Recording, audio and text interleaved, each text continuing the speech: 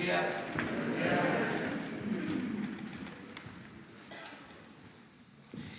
Bueno, pues iniciamos la semana deseando que nos vaya bien, que sigamos bien y de buenas. Vamos a comenzar esta conferencia de prensa, como se le decía antes, ahora diálogo circular. Vamos a iniciar con la presentación de Ricardo Sheffield, que nos trae información sobre quién es quién en los precios de las gasolinas y del gas.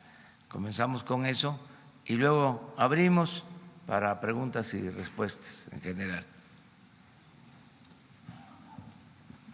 Buenos días, señor presidente, muchas gracias. Buenos días a todas y a todos. En el tema del quién es quién de las gasolinas, la gasolina regular en esta semana que concluyó tuvo el precio y el margen más alto en Zapopan, Jalisco, con un precio al público de 21.52 por litro en combustibles Minotauro y un margen de 3 pesos 25 centavos por litro. Para el margen sí tuvieron dos ojos los de Minotauro. En el caso de la más económica en gasolina regular, con un margen de 19 centavos y un precio al público de 17 pesos con 80 centavos por litro, lo encontramos el precio y el margen más bajo en Grupo Divala en Centro Tabasco. En el combustible premium, la gasolina premium, con un margen de 3 pesos 52 centavos por litro y un precio de 22 pesos por litro, lo encontramos en Monterrey, Nuevo León, en Orsán del Norte SADCB, como el precio y el margen más alto, y el más bajo con 36 centavos por litro y 18 pesos 96 centavos por litro al público en Aguadulce, Veracruz, Superservicio Aguadulce. En el diésel, en Hermosillo, Sonora, el precio y el margen más alto, 21.99 por litro, un margen de 3.59 por litro, y el más bajo con un margen de 31 centavos en Igualapa, Guerrero, a 19 pesos con 89 centavos por litro. Cuando lo vemos por marcas, y aquí se puede ver el efecto de que el señor presidente tenga esta sección todos los lunes. Habíamos mencionado cómo Shell se disparó a los primeros lugares y Arco bajó. Ahora Shell ajusta sus precios y lo tenemos en el cuarto lugar de la tabla, donde los más económicos siguen siendo la Gas, Total y Orsan como promedios nacionales. En el tema de verificación de combustibles, tuvimos 369 denuncias y quejas atendidas, todas a través de la app, 191 visitas y verificaciones realizadas. 3 gasolineras no permitieron la verificación y se van acumulando para un operativo especial con fuerza pública.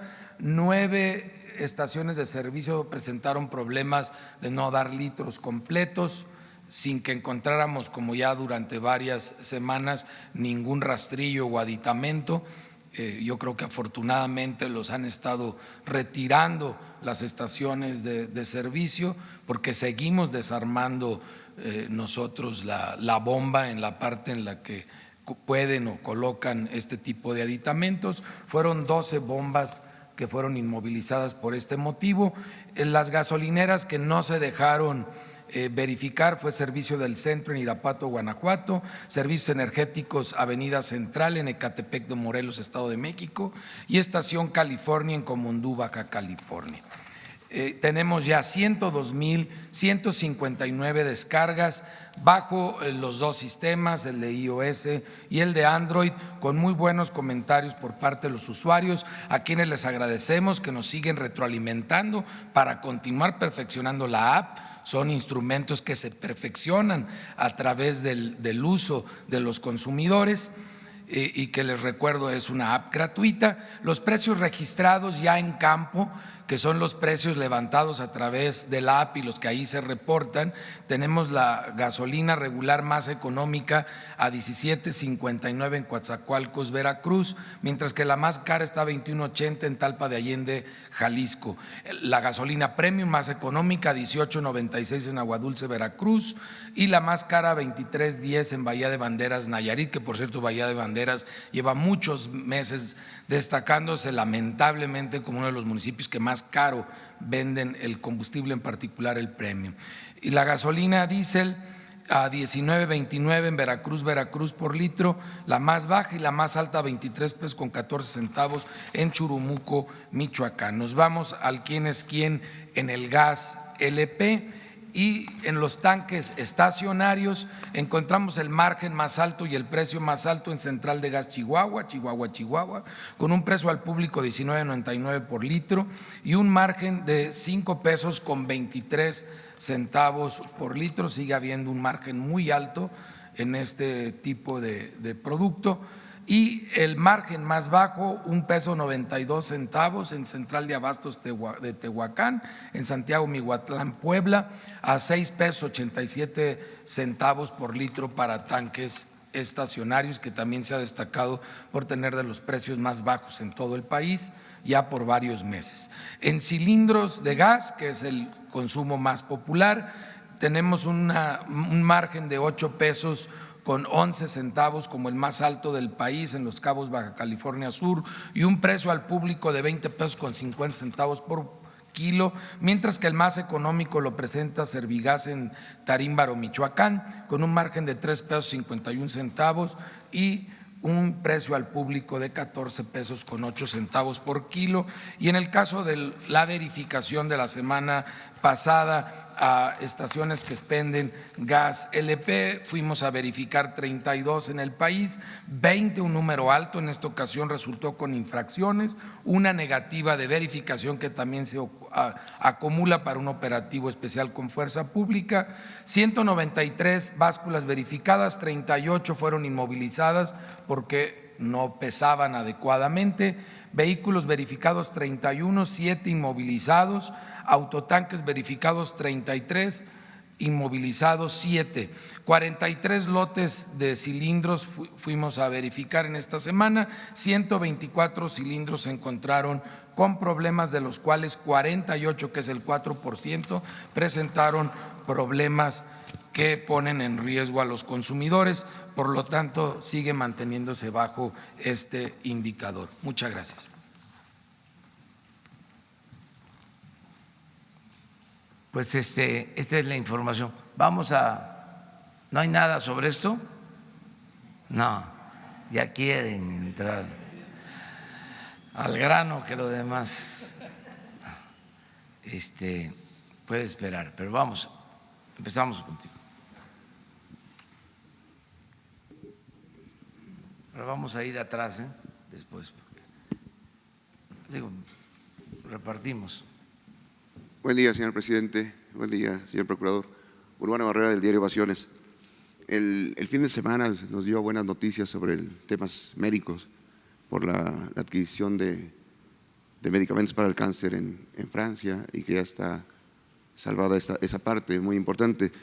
Mi pregunta es del ramo médico. Ofrezco una disculpa porque me va a tardar como minuto y medio, pero creo que es básico el contexto. Usted ha dicho que hay vacantes en el IMSS, un déficit de médicos y un déficit de especialistas. Investigando vimos que parte de la culpa, o gran parte de la culpa, es del propio gobierno, de los gobiernos pasados, porque ellos son el filtro para evitar que lleguen los especialistas a los hospitales. Usted está enterado de que de mañana al sábado, llega la 43 edición del examen nacional para aspirantes a residencias médicas, que se conoce como ENARP, en el cual se va a hacer en 8 entidades para concursar por 27 especialidades médicas. Los médicos van a contestar 405 preguntas en español, van a contestar 45 en inglés, casi son 80,000 los que van a aspirar, pagarán 3,000 pesos por el examen, 240 millones casi en total, Pero lo grave de esto es que nada más 8,000 son los que van a poder empezar con la especialidad.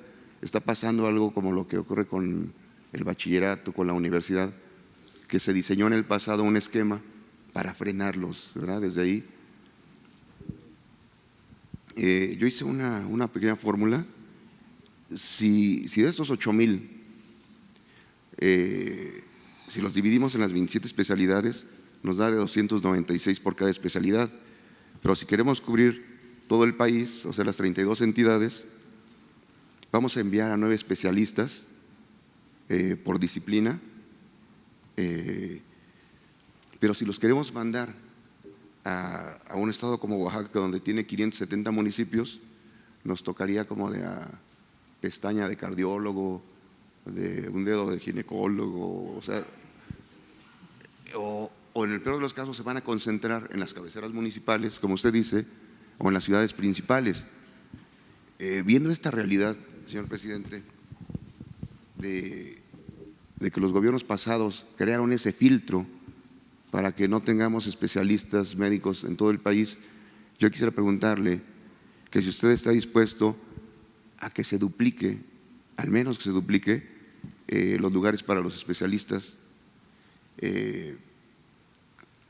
que se les dé también el pase automático a los especialistas que ya cursaron en este gran filtro que colocó el Estado, que tengan el pase automático a los hospitales del IMSS o de todo el sector médico, del sector salud, porque todavía no es garantía, después de que salen de la especialidad de este examen, todavía no los aceptan, los siguen rechazando y prefieren a los que se capacitaron en el extranjero.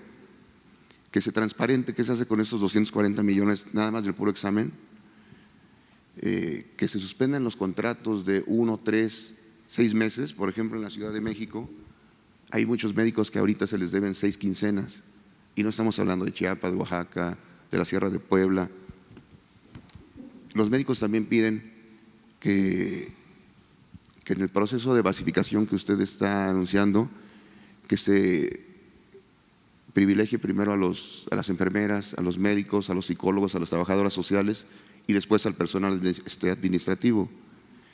Y por último, ellos solicitan que el examen nacional para aspirantes a residencias médicas ENARM lo pueda aplicar la UNAM, lo pueda aplicar la Sedena, la Marina, que tienen un gran prestigio, nada más en la parte de infraestructura, aunque ellos participan también en el diseño. Hay el CEPEC o la Comisión Interinstitucional, que son 6 o 7 dependencias y como 40 universidades, institutos, asociaciones, ellos lo diseñan, pero que lo aplicara la UNAM, la Sedena y la Marina, porque hay antecedentes. Por ejemplo, en el gobierno de Fox ese examen se traficaba en 50,000 pesos, en el sexenio de Felipe Calderón llegó a costar hasta 110,000 pesos en el mercado negro, y los médicos ya están hartos de eso, de que exista ese freno. Todo eso lo puede checar usted en la averiguación previa de la ex-PGR, ahora de la Fiscalía 107, WEDIX, PCAJ del 2004. Gracias, señor presidente. ¿Qué opina de todo eso? Gracias. Sí, es muy buena tu pregunta y tu reflexión. Es un tema que estamos atendiendo. Yo creo que en poco tiempo, en una semana, vamos aquí a presentarles el plan que tenemos para la contratación de médicos, de enfermeras, de especialistas, porque en efecto hay vacantes. Acabo de estar en una gira este fin de semana en Yucatán, en Campeche, visitando hospitales. En el caso de Yucatán, de 4 hospitales visitados del IMSS Bienestar, en 3 no tienen pediatra. Imagínense. Y son hospitales que atienden en un porcentaje considerable a mujeres con embarazos. Son hospitales en donde nacen mínimo 2 niños diarios. Hay hospitales en donde nacen hasta 5 o 6 diarios, pero mínimo 2, y que no haya pediatra. Estamos hablando de el mejor servicio, porque con relación al sector salud está mejor el IMSS Bienestar.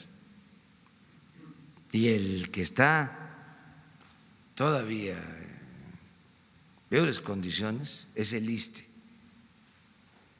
Entonces, estamos atendiendo esto, son 4 acciones que se van a aplicar de inmediato. Ya estamos trabajando, que no falten los medicamentos, que no falten los médicos y las enfermeras, que se mejore la infraestructura y que haya un proceso de regularización en todos los trabajadores del sector salud.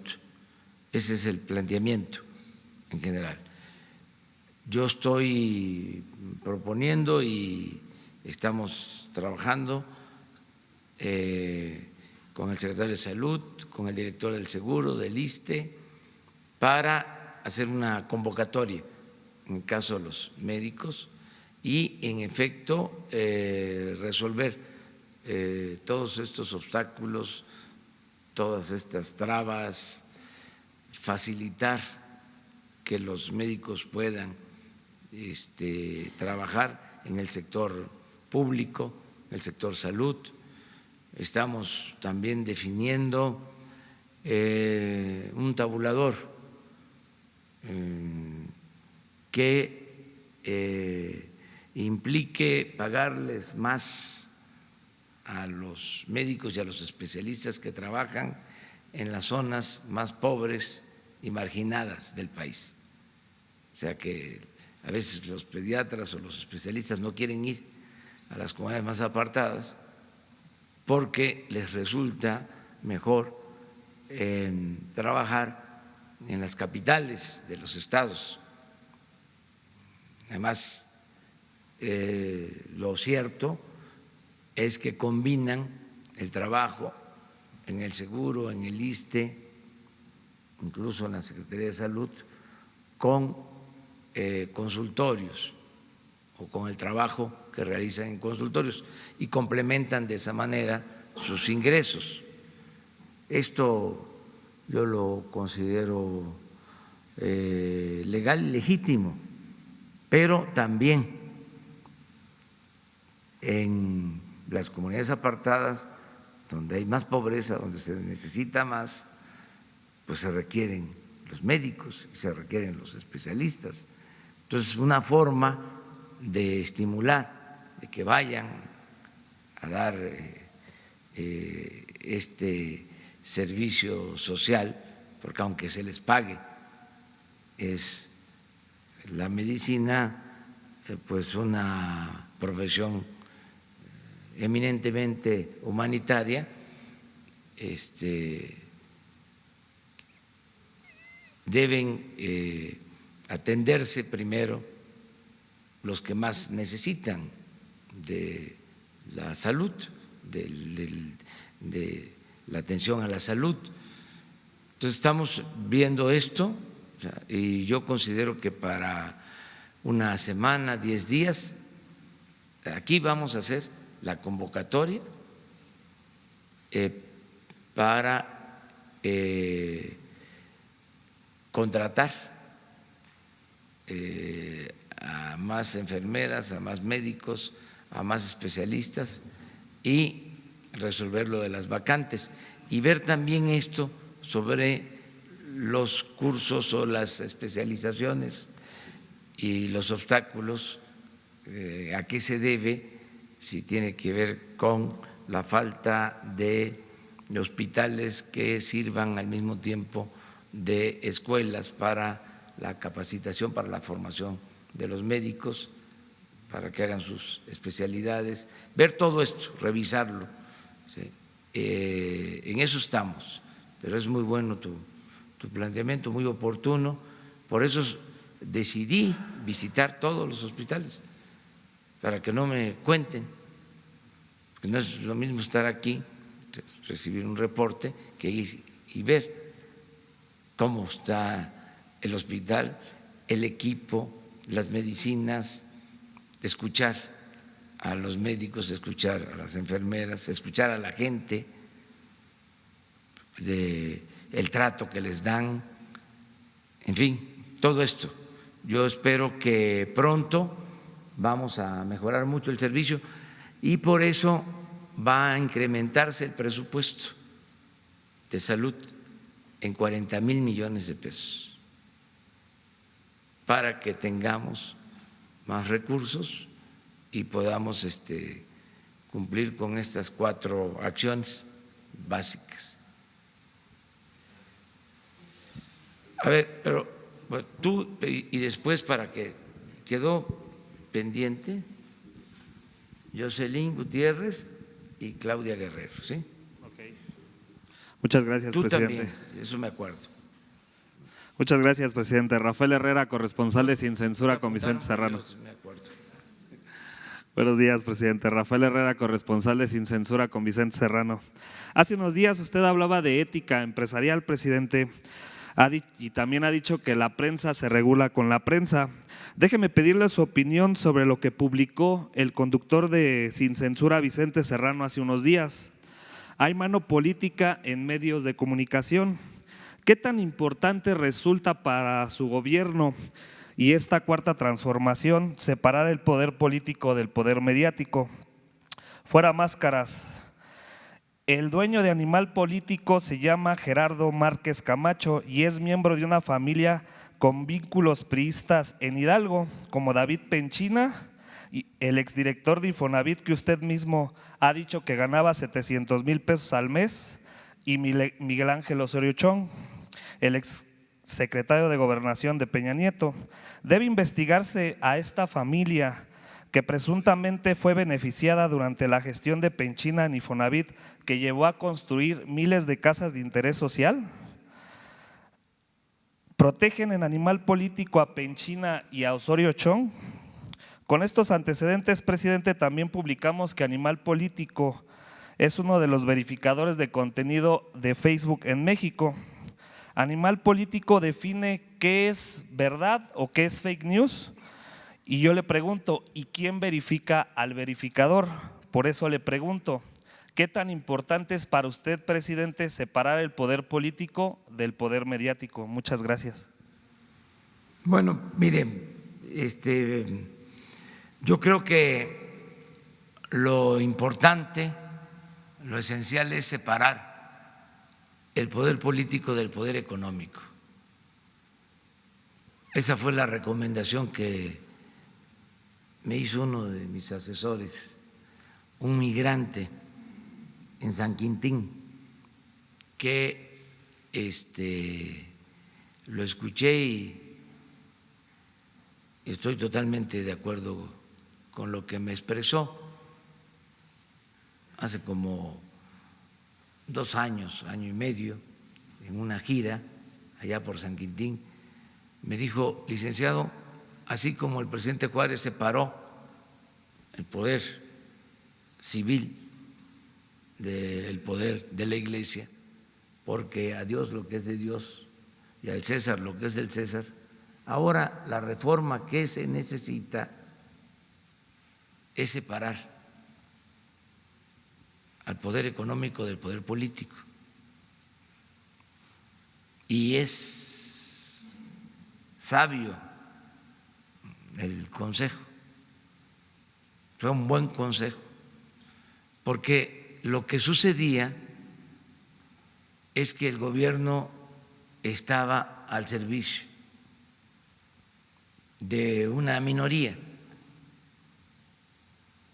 era un comité al servicio de grupos de intereses creados.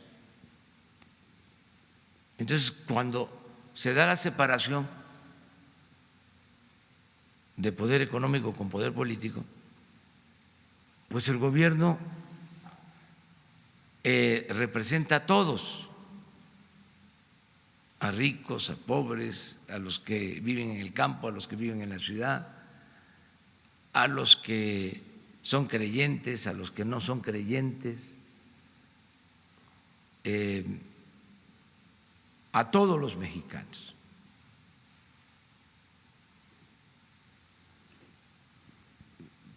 Puede ser que el poder económico esté en medios de comunicación, porque también había esa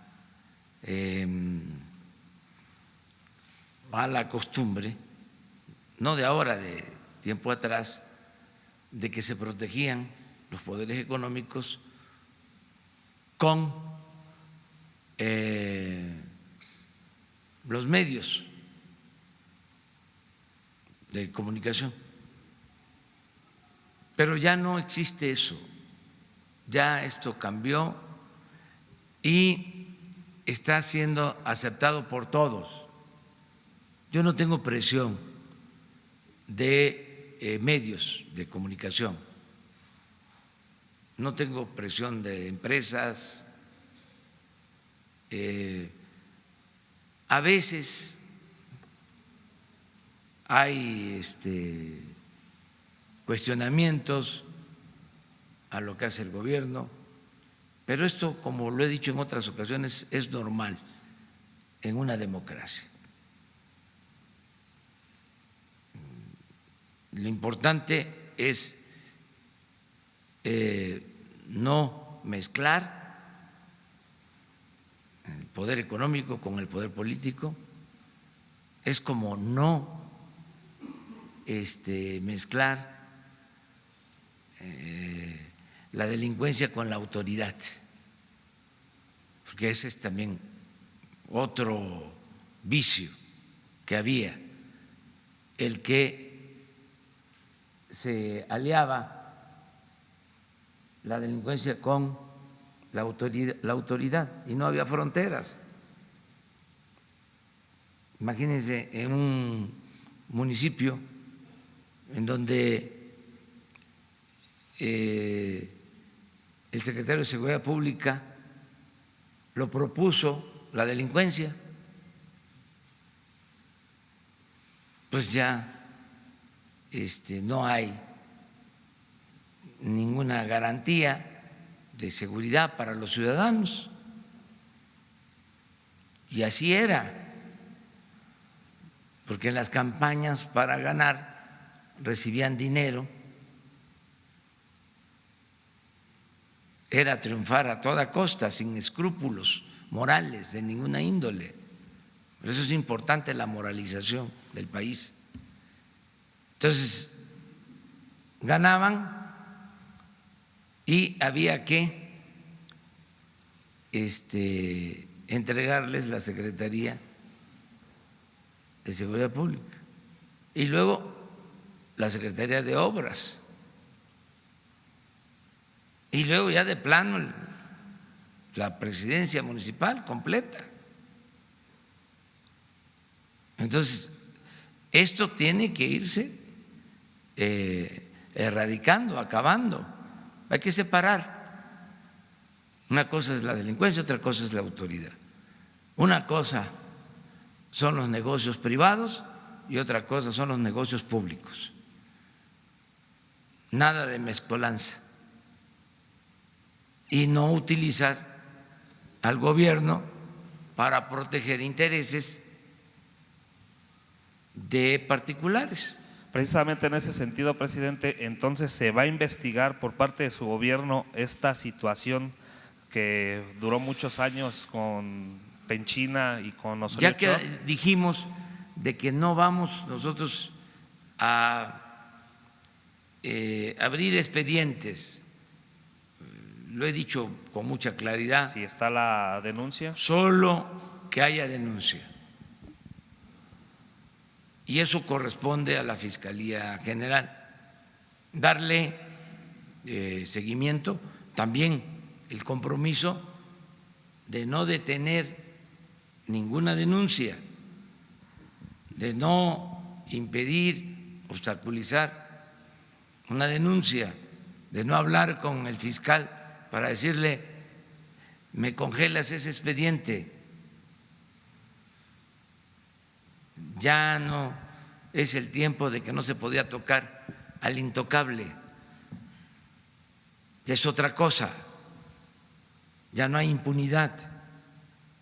Pero nosotros no promover estas denuncias, lo dije hasta en la toma de posición, porque entonces tendríamos que abrir muchísimos expedientes, no habrían juzgados suficientes, cárceles, y estaríamos dedicados a eso.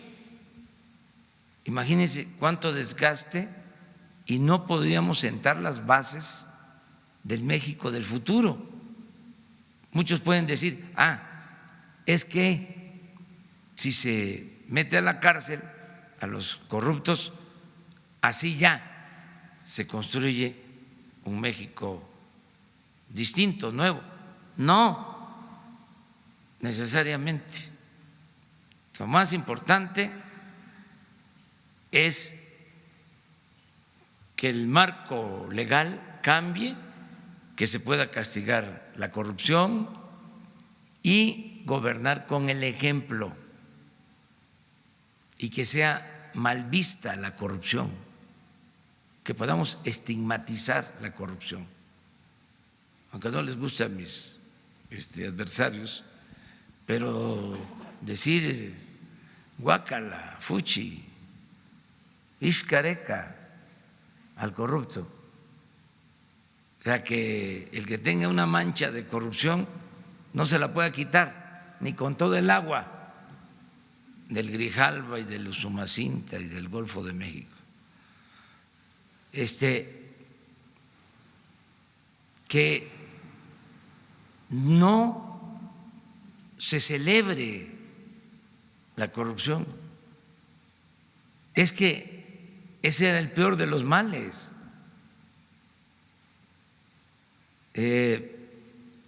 No perdían ni siquiera su respetabilidad.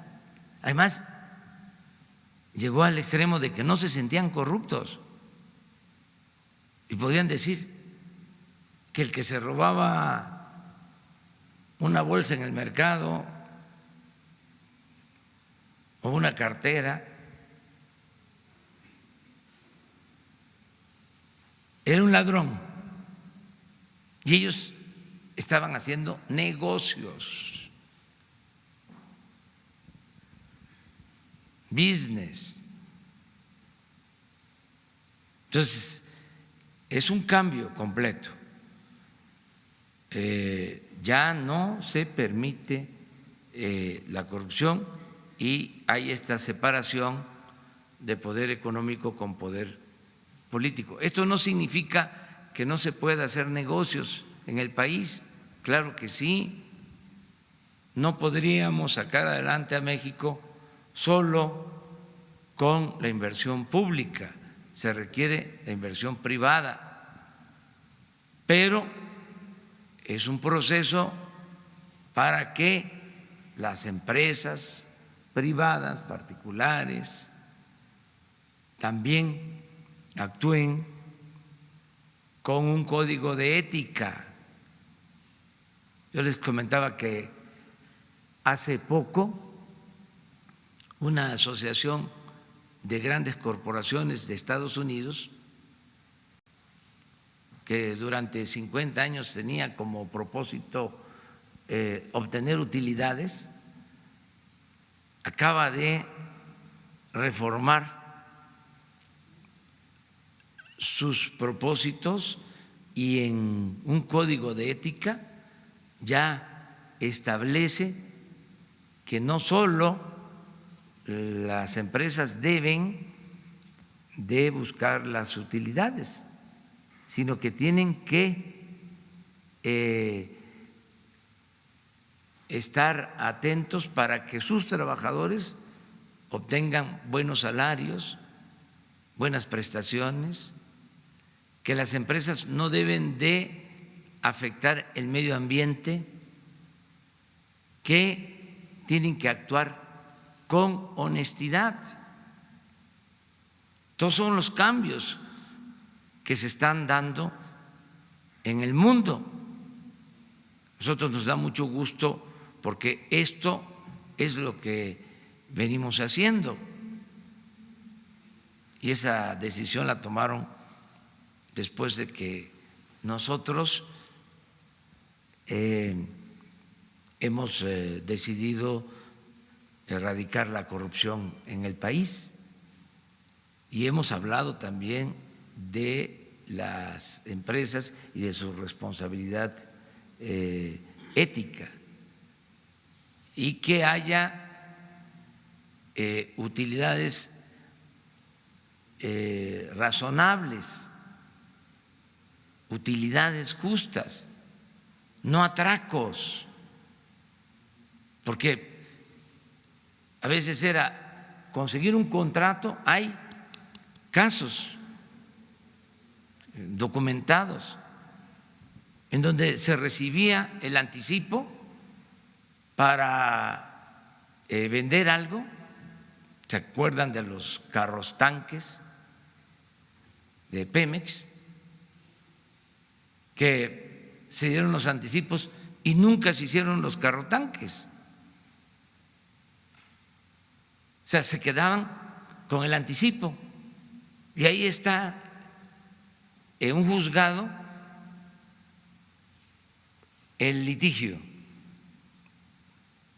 Se van a pleito.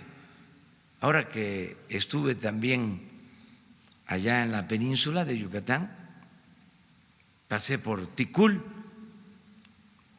hay un hospital que lo dejaron inconcluso, una empresa que tiene 3 hospitales inconclusos.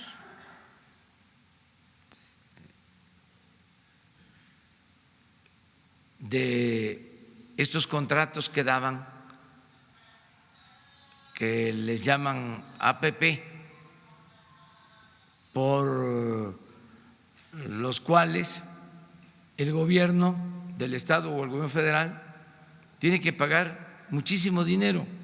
Si un hospital cuesta 500 millones, terminan pagando en 20 años 5,000 millones, 10 veces más y a veces 20 veces más. Y antes se comprometía el presupuesto de los estados, eran acuerdos con Hacienda y al constructor se le pagaba año con año.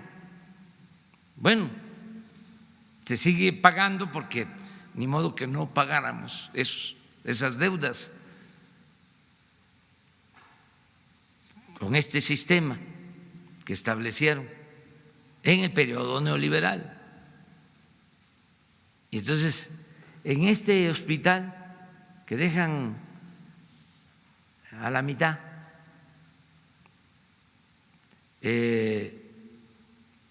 lo contrata un gobierno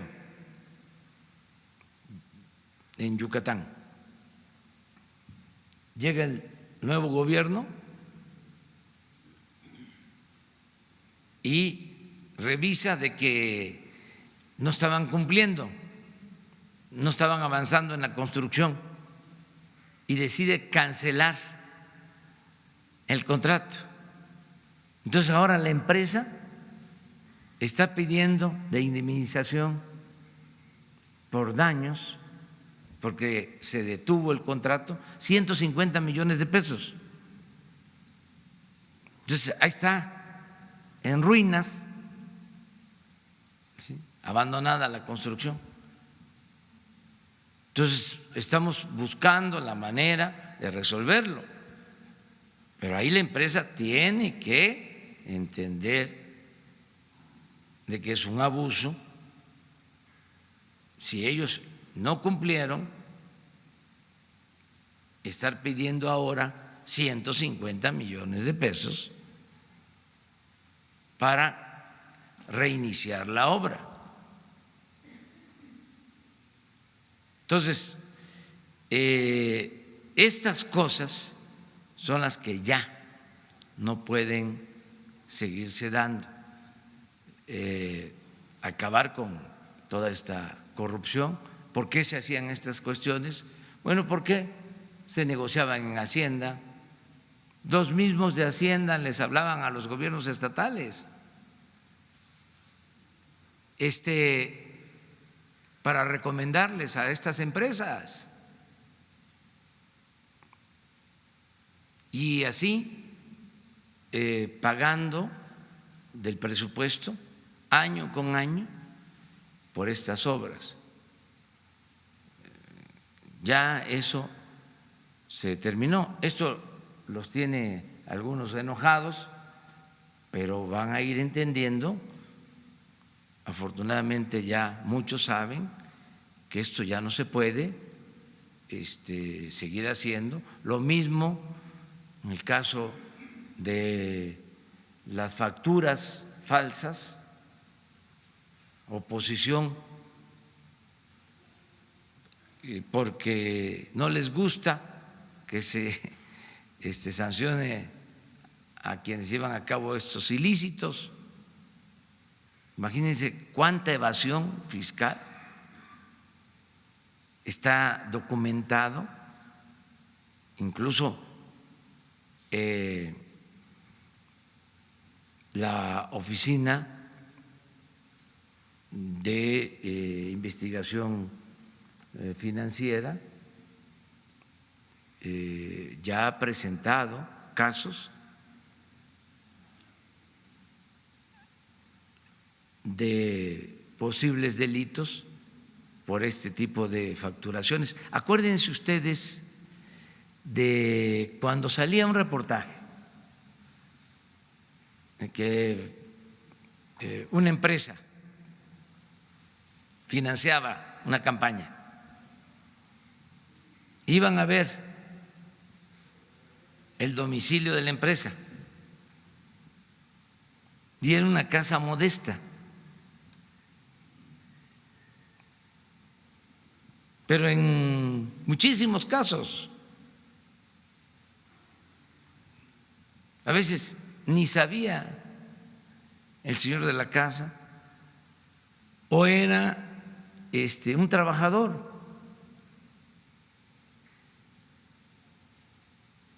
Hay pruebas de todo esto. Entonces, ¿cómo permitir que eso continúe? ¿Cómo oponerse a que sea delito grave el falsificar facturas, el que haya empresas fantasmas? Tenemos que terminar con todo eso, porque significa, entre otras cosas, evadir impuestos, menos recaudación, y entonces el gobierno tendría, como lo hacían, que aumentar los impuestos, que crear impuestos nuevos. ¿Cuál era el pensamiento, la concepción predominante en estos conservadores corruptos, tecnócratas, neoliberales? Pues era que había que cobrar más impuestos. ¿Qué fue la reforma fiscal? Pues eso, que la gente se apretara más el cinturón. ¿Cuál es la diferencia ahora? Que es el gobierno el que se está apretando el cinturón. No estamos pidiendo que el pueblo se apriete el cinturón. Así de claro, porque salían con el cuento de que era muy poco lo que se recaudaba, lo que se cobraba de impuestos en México con relación a otros países. Entonces, por lo mismo había que aumentar los impuestos. Pero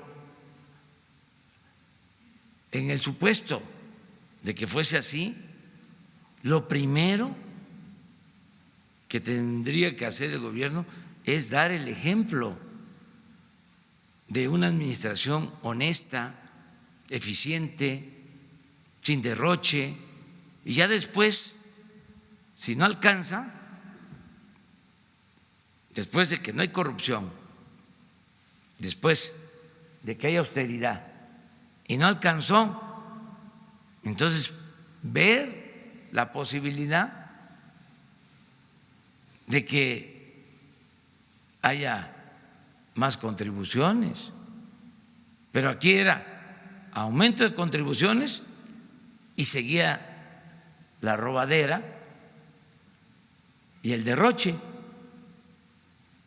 muy injusto, muy desigual.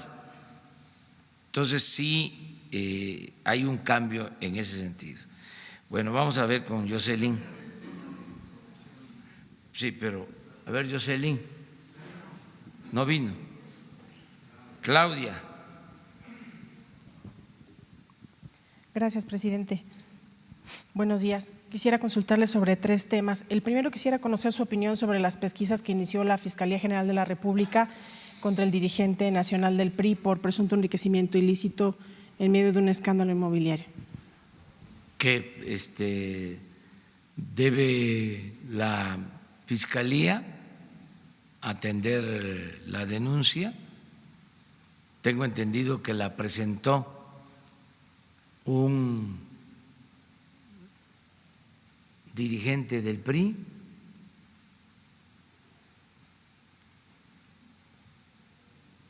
que fue gobernador de Oaxaca, Ulises Ruiz. Entonces, la Fiscalía tiene que atender todas las denuncias que se presenten de cualquier ciudadano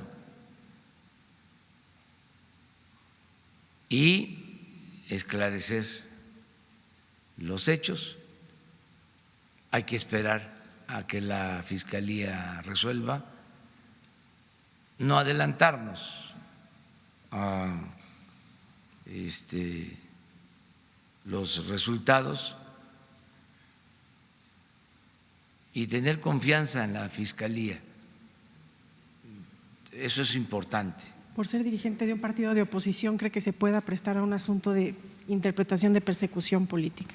No, porque cada vez es más claro de que nosotros no actuamos de manera perversa. Nosotros no somos como los anteriores gobiernos que usaban la Procuraduría para perseguir a los opositores o para fabricarles delitos o para protegerlos a los presuntos delincuentes. Nosotros hemos dicho muchas veces que al margen de la ley nada y por encima de la ley nadie. Cero corrupción, cero impunidad.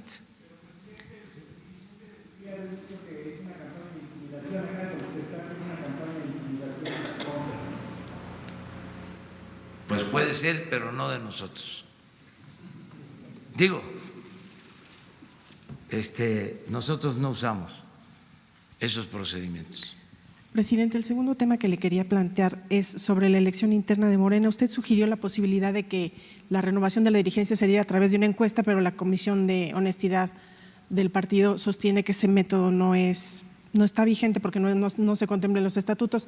¿Tiene usted alguna otra propuesta? Y segundo, ¿qué responde a las denuncias de algunos aspirantes a la dirigencia en el sentido de que servidores de la nación están participando haciendo proselitismo por alguno de los candidatos? No, 2 cosas. Yo no me puedo meter, fue una sugerencia que hice, eso le corresponde decidirlo a los órganos de dirección de Morena.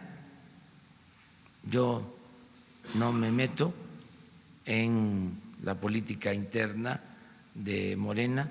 Di esa sugerencia con el propósito de que no haya confrontación, de que no haya enfrentamientos, pero no es más que una opinión.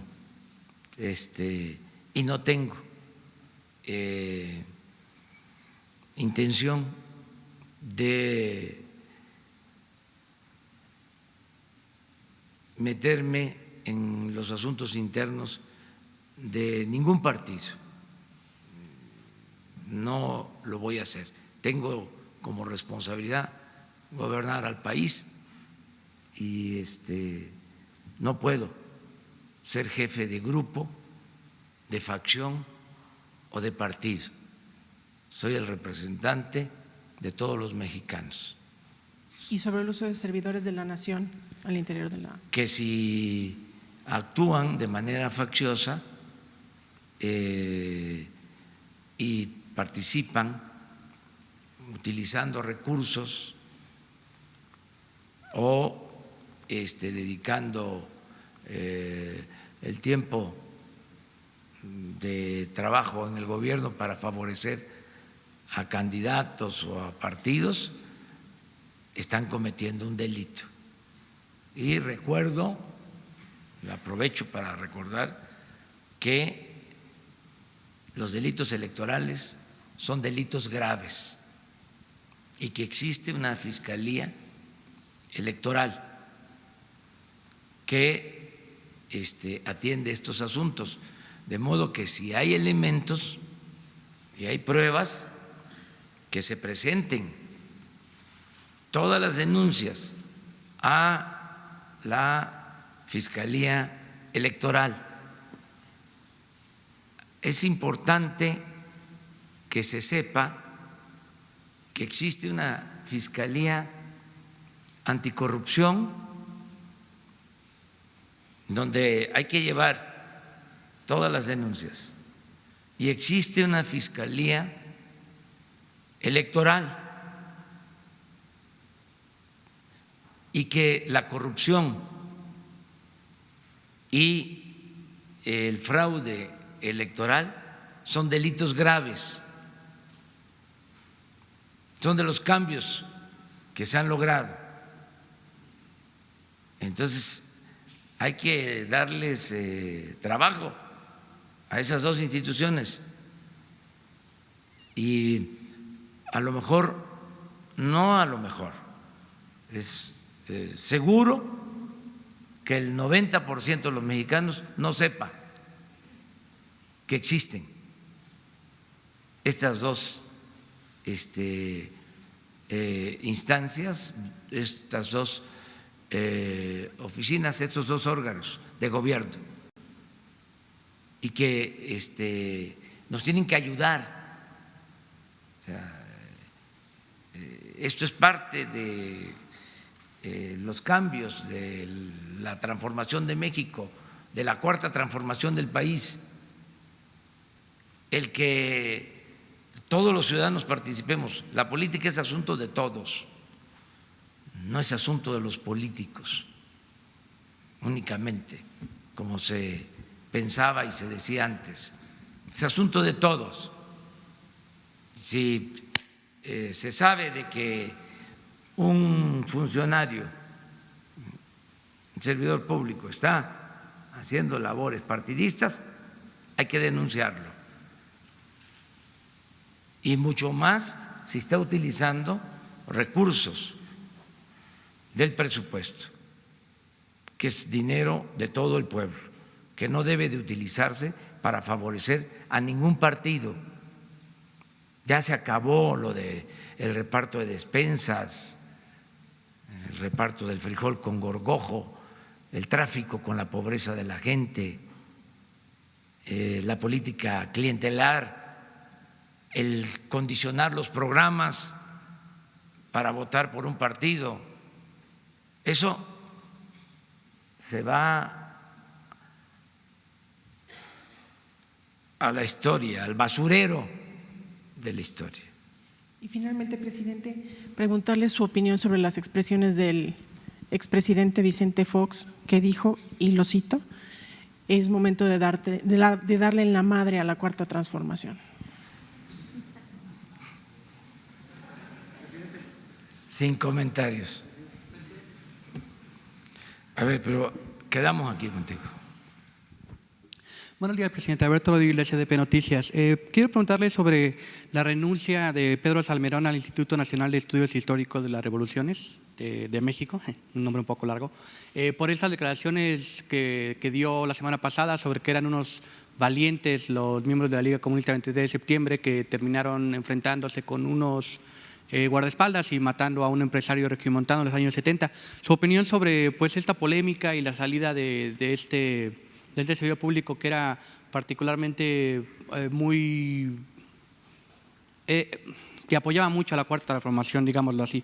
Y por otro lado, se dice que en el presupuesto 2020 va a venir un recorte de al menos 4,000 servidores públicos, principalmente en la Secretaría de Hacienda. Si nos podría explicar bien cómo va a estar esto. Bueno, acerca de lo primero, lamento mucho que Pedro Salmerón haya presentado su renuncia por un texto, ¿no?, que escribió sobre un acontecimiento lamentable que se presentó en Monterrey y que le costó la vida al señor Garza Sada. Pedro Salmerón es uno de los mejores historiadores de México. En lo académico, hablando de grados, doctor en historia de la UNAM. Pero más que eso, es un investigador muy acucioso, profesional. Es el que ha hecho la mejor investigación que se conozca sobre la división del norte. Un trabajo excepcional.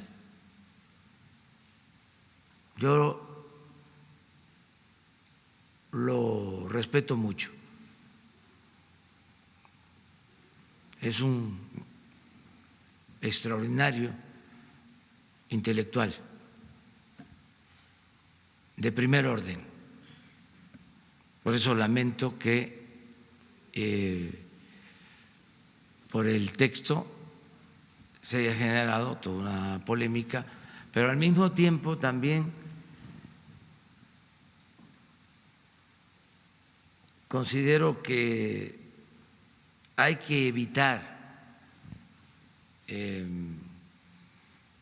la confrontación, hay que ir al cambio por el camino de la concordia. Nuestros adversarios, los conservadores, que están moralmente derrotados, están buscando todas nuestras posibles fallas o errores, porque quieren articularse, quieren agruparse, quieren constituirse en un grupo reaccionario, como los que han habido cada vez que se lleva a cabo una transformación en nuestro país.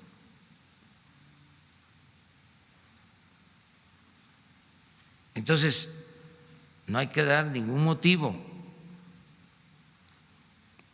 Y también de manera sincera, ser respetuosos. Yo me he tenido que autolimitar mucho, no saben cuánto. Sí. pero tenemos todos que hacerlo, porque así lo requieren las circunstancias y porque vamos bien, se va avanzando sin confrontación, sin desgastes, desde luego sin agresiones mayores, sin violencia, y se está llevando a cabo una transformación profunda. Imagínense cómo están los que se sentían dueños de México.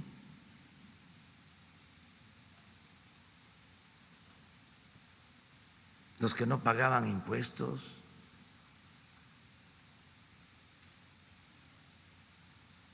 los que tenían de empleados a los funcionarios públicos.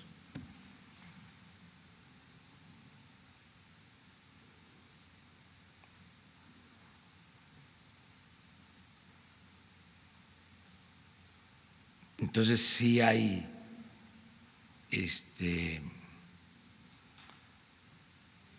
pues esta sensibilidad, este ambiente que hay que procurar serenar, tranquilizar.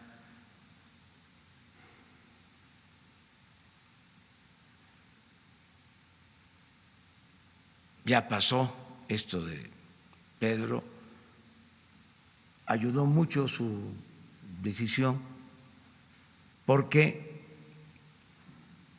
de esa manera se deja sin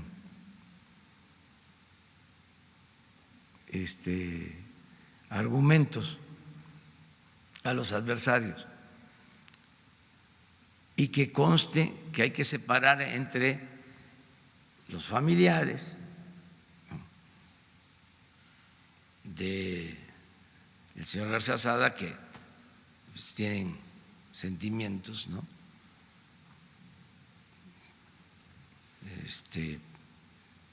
Pues de dolor por haber perdido a un ser querido, y los amigos también, separar eso con los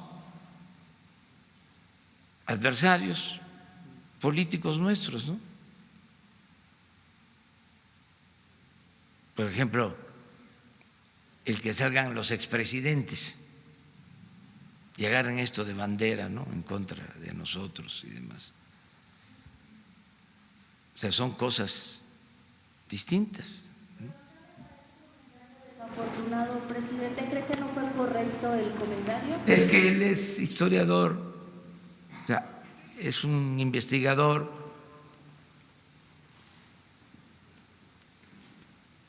Es como la libertad de cátedra. No se le puede estar diciendo a un escritor, no puede haber censura. Sin embargo, pues se consideró que no fue adecuada la expresión, una palabra, jóvenes valientes, sí. Entonces, y él también hace un razonamiento sobre eso, o sea, pero lo mejor es no confrontar. Toda su renuncia está en que si se la aceptan o no. Sí, pero eso corresponde a la Secretaría de Cultura. Yo doy mi opinión en general. Yo creo que eso fue lo mejor. O sea,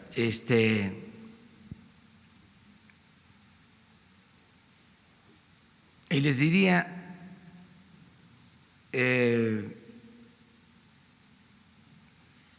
que Pedro vale más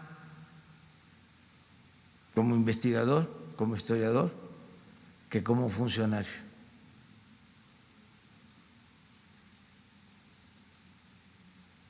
O sea, es un gran historiador, no un buen historiador, un gran historiador.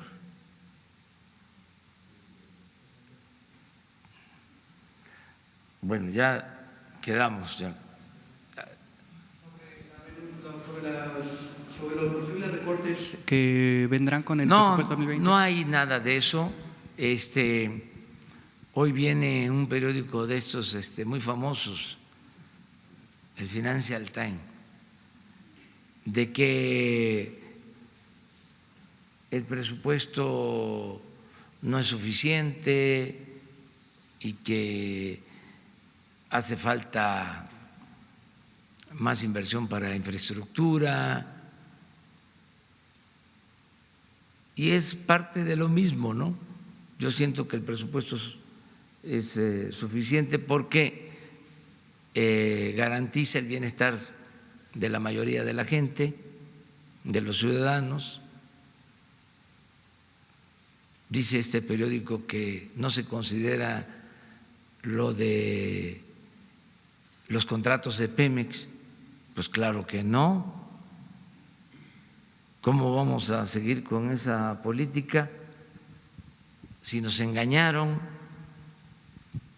Ese periódico debería de ofrecer disculpas, ese Financial Times, porque era de los que publicaba de que la reforma energética significaba la panacea, que íbamos a estar produciendo 3 millones de barriles diarios y nos dejaron el gobierno con menos de 1.700.000 barriles. Y en vez de decir nos equivocamos,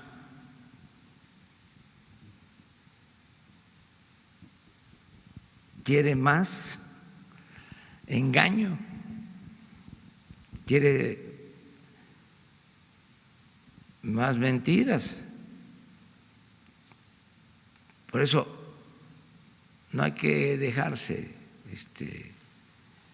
apantallar por esa prensa.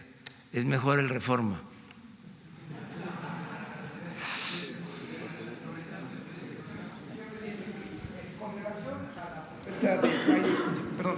De Friday for Peace, que le dicen a usted debe expresarse ya con una declaración de alerta climatológica.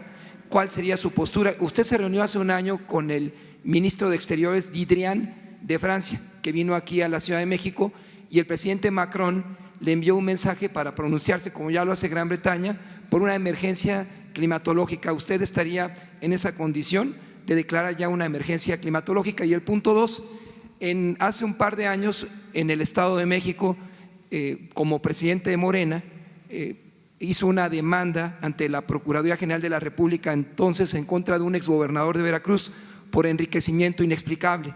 Por los acontecimientos que vi en Veracruz en estos días, ¿estaría usted en condición de dejar a su partido político dar seguimiento a esa demanda contra ese exgobernador de Veracruz? Bueno, acerca de esto último, yo no presenté ninguna denuncia formal en contra de nadie en el caso de Veracruz, que yo recuerde. No sé si me das más elementos. Sí, en el Estado de México, antes de la elección de gobernador. En el Estado de México. Ahí hizo usted que iba a ir a la Procuraduría General de la República a demandar a un exgobernador de Veracruz por enriquecimiento inexplicable. No lo hice. No lo hice. No estoy tan seguro, porque sí presenté denuncias.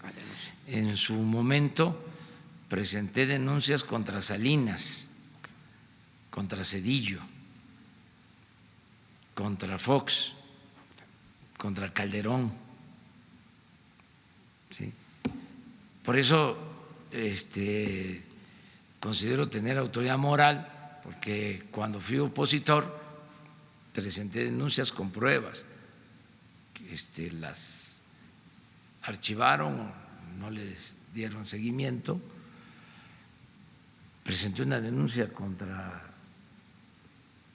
el presidente Peña por lo que consideré traición a la patria cuando la reforma energética. O sea, pero esa que me menciona no me acuerdo, o sea, pero ahora no puedo yo estar presentando esas denuncias, ya he dado mi opinión, ¿sí? En su momento tenía yo no solo que hacer la denuncia pública en la plaza, sino ir a presentar ante una autoridad competente. Siempre lo hice cuando fui opositor. Ahora ya no me corresponde, ya ahora no puedo hacer eso. Y por último, en cuanto a la emergencia climática. Sí, más que declarar emergencia climática, lo que tenemos que hacer es llevar a cabo acciones para regenerar el medio ambiente, para reforestar, para limpiar el agua, para evitar que se siga contaminando tanto el agua como el aire, que no se siga destruyendo el territorio, y eso es lo que estamos haciendo. Yo estoy muy satisfecho porque estamos sembrando árboles maderables como nunca en el país. Es una lucha que se está dando porque sigue habiendo tala clandestina, ¿sí? Y se está haciendo todo lo posible por evitar que se destruyan los bosques. Estamos procurando eso, cuidar nuestros bosques, y al mismo tiempo estamos sembrando árboles, ¿sí? Y estamos cuidando el agua, y no se están dando permisos para la explotación minera como se hacía anteriormente, no se están dando permisos para la explotación irracional del agua, e incluso hay más control del uso del agua en ciertas regiones donde se escasea de agua, donde no hay agua. Ya no podemos estar dando permisos para crear cuencas lecheras en el norte, donde no hay agua, o para que se construyan plantas cerveceras en el norte. Imagínense el permiso que dieron de construir una gran planta para producir cerveza en Mexicali. Eso no se quiere poner una planta para producir cerveza en el caso que se necesitara, ¿sí? Pues al sureste ahí está el Papaloapan, ahí está el Grijalva, ahí está el Usumacinta, ahí está el 70% del agua del país. Cuencas lecheras, lo mismo. ¿Qué es la leche? Es agua, ¿sí? Producir la leche significa cultivar la alfalfa, que requiere muchísima agua. Entonces, ¿en dónde tienen que estar esas actividades? Pues donde haya agua. Es lo mismo en cuanto a política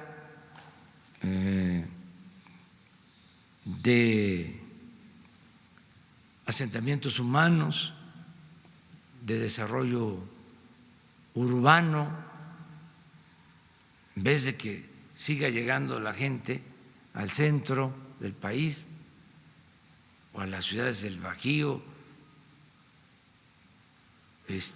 vamos a procurar desarrollar las costas, vamos a procurar primero que la gente ya no siga emigrando, que la gente pueda ser feliz y trabajar y tener bienestar donde nació, donde están sus familiares, pero para eso hay que destinar la inversión al sur-sureste, no seguir invirtiendo donde siempre tiene que haber un desarrollo más horizontal. Entonces, eso es lo que estamos procurando. ¿Y en materia de fracking, está en contra del fracking en México? Totalmente. Está prohibido el fracking. Está prohibido el fracking. Como están prohibidas las semillas y en particular el maíz transgénico. Eso lo tenemos que cuidar y cuidar nuestro medio ambiente. Además, es lo que vamos a heredar a las nuevas generaciones. Tenemos que cuidar el medio ambiente.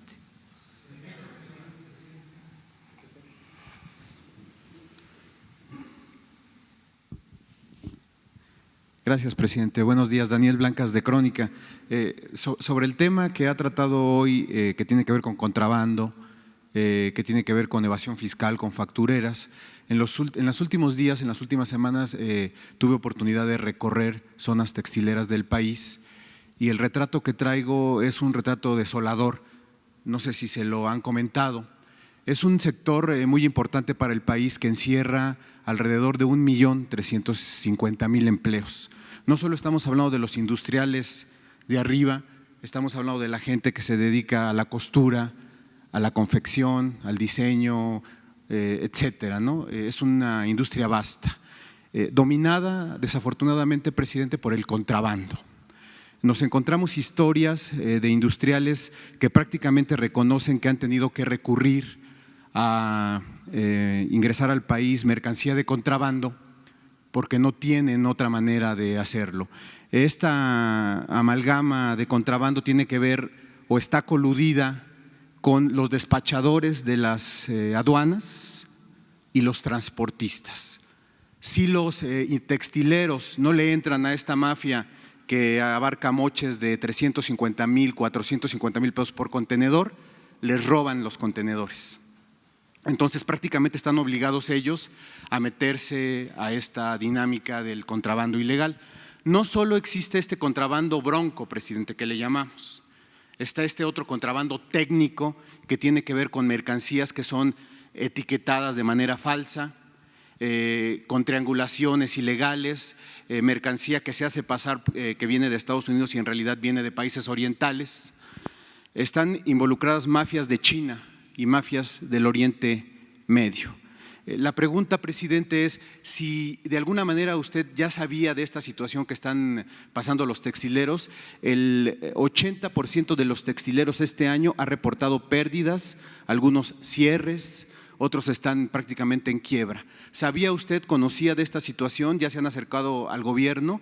¿Cuál es la estrategia para ayudarlos y para recuperar este sector que, como usted, como le he comentado, es muy generoso en empleos para el país? Sí, estoy muy consciente de eso. Tengo información de lo que está sucediendo y son dos cosas que estamos llevando a cabo. Primero, se están limpiando todo lo que era el manejo de las aduanas. Por eso el cambio. La persona que está ahora,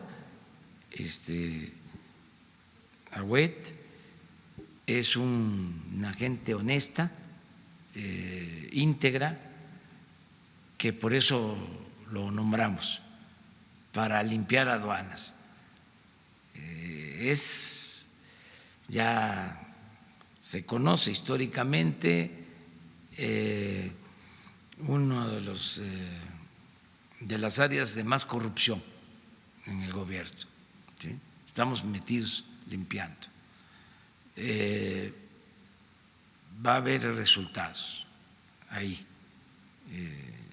Tenemos ese propósito de limpiar aduanas. Lo que dicen los textileros en este sentido es que efectivamente han notado la mano del gobierno en los directores de aduanas, que los directores de aduanas están en este perfil de cero corrupción que usted ha hablado aquí, pero son, digamos, los que están abajo, los despachadores, los que se están prestando a esta situación. Tenemos ese problema, es que en todo el gobierno, es que empezamos arriba, ¿sí?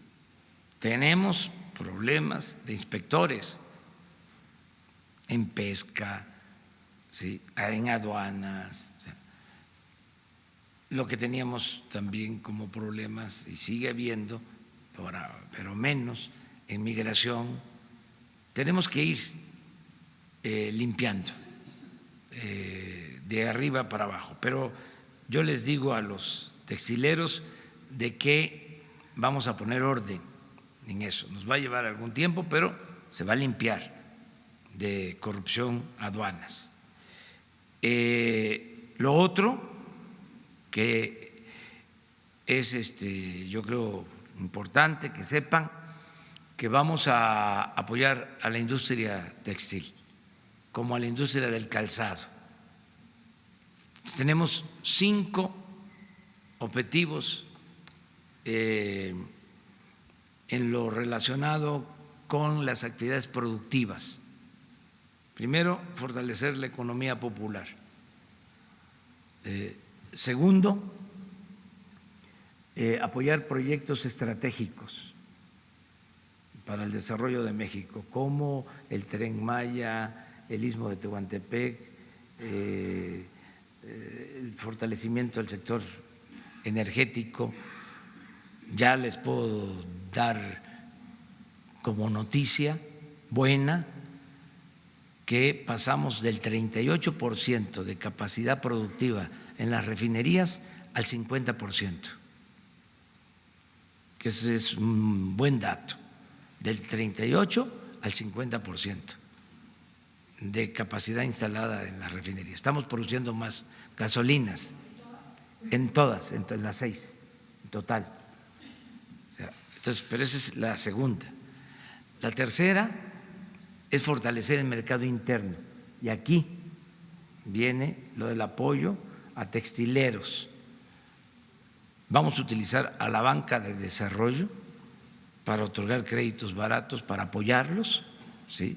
Y fortalecer la industria textil y la del calzado, entre otras industrias que generan empleos en el país y que reactivan el mercado interno. El punto 4 es un acuerdo que ya se está construyendo con la iniciativa privada de México para dar facilidades de inversión. Y el punto 5 es inversión extranjera y comercio exterior. Entonces, ¿por qué hablo de estas 5 acciones? Porque una de ellas va destinada a apoyar la industria textilera. Y es muy bueno tu diagnóstico, eso es lo que está sucediendo. Estoy consciente y estoy informado, y no solo estoy preocupado, estoy ocupado, estoy trabajando en eso.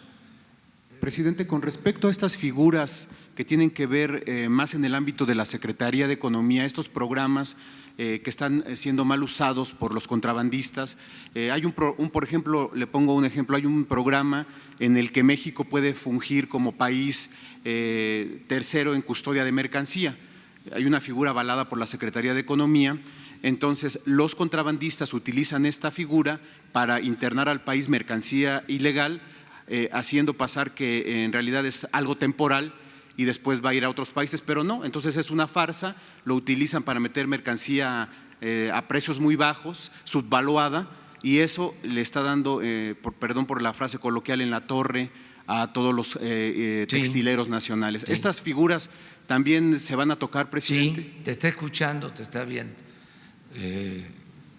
La secretaria de Economía, seguramente, ¿sí? Graciela Márquez, y lo vamos a ver esto, porque hay abusos en todos estos permisos, todas estas normas que se han venido creando, que han dado pie a que se den actos de corrupción. Pero estamos cerrando el paso, evitando que haya corrupción. ¿Habrá oportunidad de que pueda venir el director de aduanas, presidente, sí, y la secretaria de Economía que sí, nos expliquen sobre esta situación? Sí, para contestar a esto. Además, a mí me sirve mucho, porque es parte de lo que estamos haciendo, y me sirve en el sentido de que no dejemos de aplicarnos a fondo. O sea, si hay una investigación de parte de ustedes y obedece a la realidad, pues hay que aprovechar para darle seguimiento, atender el reclamo, la demanda y resolver el problema. Muchas gracias, presidente. Sí. Quedamos pendientes con esto. Bueno, dos más, ¿no?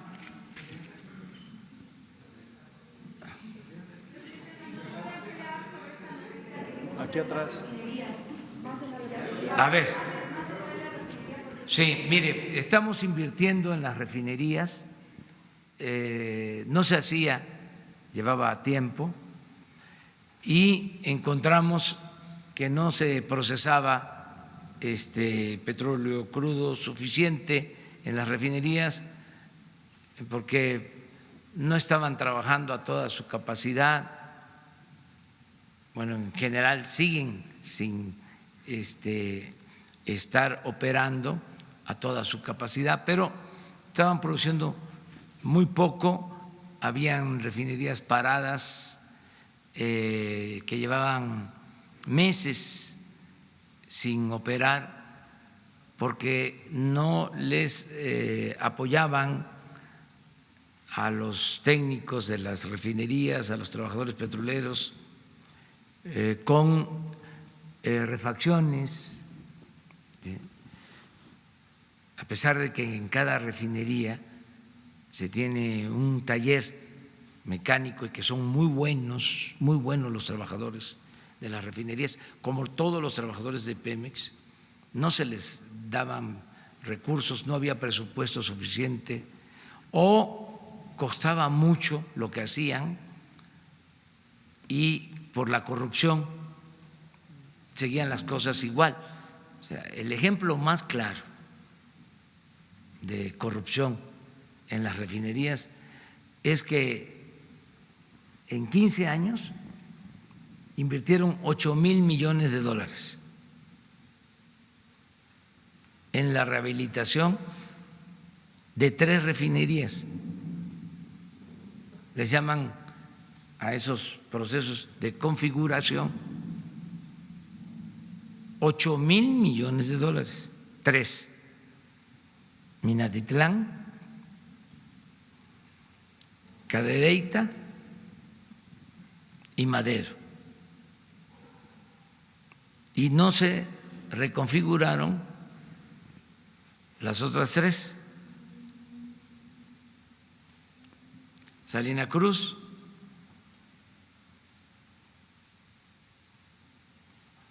Tula y Salamanca. Son 6. Bueno, fíjense, las 3 que no se reconfiguraron tenían más producción que las 3 que supuestamente se reconfiguraron, a donde se invirtieron los 8,000 millones de dólares. O sea, esto se puede probar. ¿Qué sucedió? Se derrochó el dinero, no se utilizó adecuadamente. Al final encontramos que estaban produciendo las refinerías en promedio 38% de su capacidad instalada. Este año la inversión inicial fue de 7,500 millones de pesos y se amplió a 5,000 millones de pesos más, 12,500 millones. Y se inició un proceso de rehabilitación de las 6 refinerías. Eso nos ha permitido hasta ahora aumentar la capacidad de producción al 50% en el conjunto. Les voy a traer el informe de cada una de ellas, cómo está y cuál es la proyección que tenemos hacia adelante. Queremos llevar al 75% para el año próximo, para finales del año próximo, las 6, porque vamos a repetir la inversión. Es decir, lo que se invirtió este año se repite para el año próximo. Esto nos ayuda mucho porque compramos menos gasolina al extranjero, pero yo les doy el informe completo. Le voy a pedir tanto al director de Pemex como a la secretaria de Energía que vengan a informarles, y también sobre el petróleo, sobre la extracción de petróleo, porque en eso también hemos avanzado. Primero se detuvo la caída, ya se estabilizó. Nada más para tener los datos. El año pasado se perdieron 200,000 barriles diarios en el transcurso del año. O sea, en enero del 2018 la producción era de 1,900,000 barriles y enero del 19 1,700,000. Pero la tendencia era en 14 años, pues para ser más exactos, 14 años de pérdida de producción, 14 años continuos de pérdida de producción. Y logramos este año estabilizar la caída. Eso fue lo primero. O sea, traemos el 1,700,000 barriles que recibimos en enero de producción al día de hoy, sí. Pero ya va a empezar a aumentar la producción. O sea, tenemos nosotros como cálculo 50,000 millones adicionales antes de que termine el año. O sea, y hemos logrado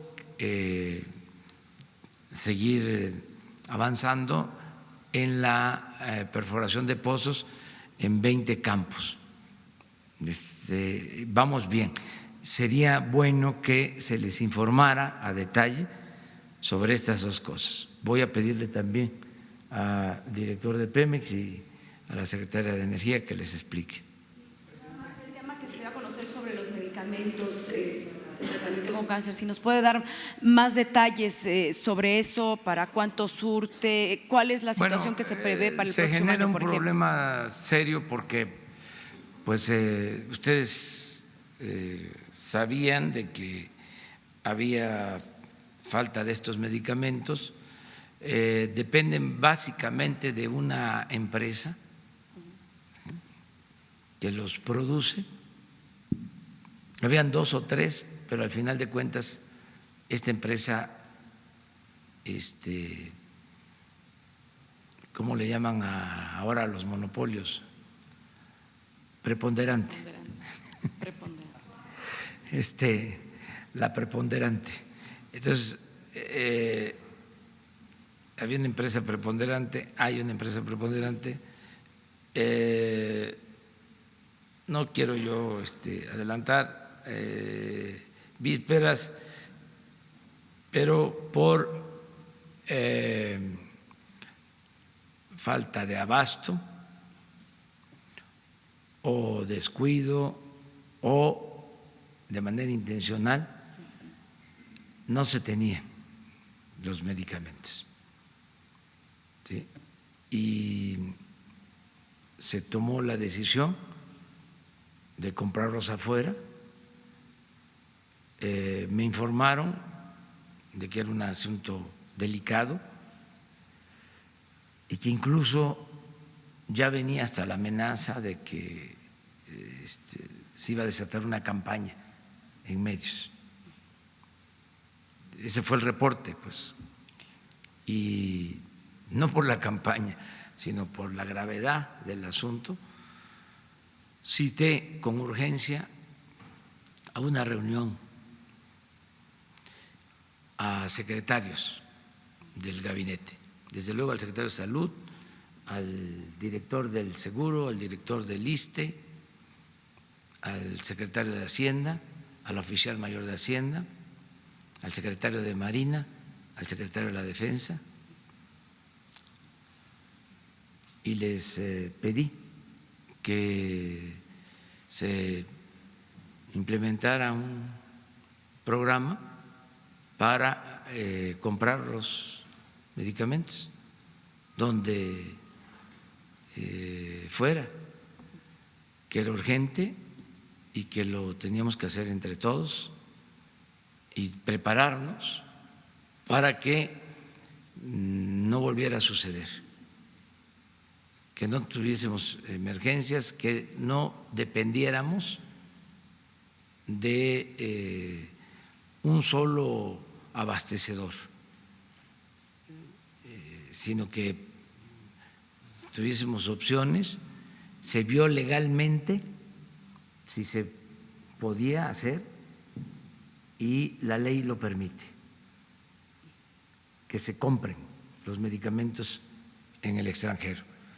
Y desde luego es un asunto de salud prioritario, y si seguimos teniendo estos problemas de abasto, vamos a seguir recurriendo a comprar en el extranjero. Este mismo esquema que se aplicó, ¿no?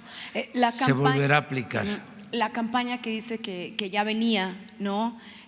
¿Sabe usted, sí, presidente, ya la patrocinaban? ¿Quién la iba a hacer? No, que me decían en el reporte, en la carta, de que ya estaban pidiendo los, creo que senadores, ¿no?, ir a visitar el hospital infantil y los hospitales para constatar de que no había la medicina para los niños de cáncer. Y sí, no iba a haber, porque no nos estaban abasteciendo de medicamentos. No, sencillamente no había, no estaba haciendo. Es que, aunque parezca increíble, es una medicina, según me explican, para tratar el cáncer, que, contrario a lo que podría pensarse, no cuesta mucho. Es importantísima, ¿no? Pero no cuesta mucho y no les importa hacerla porque no hay mucha utilidad. Pero ese es un complemento.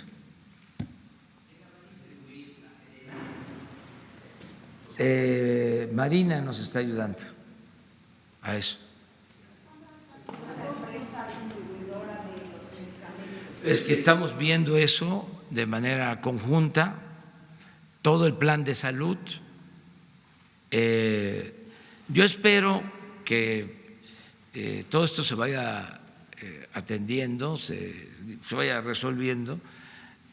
Es que estaba pues muy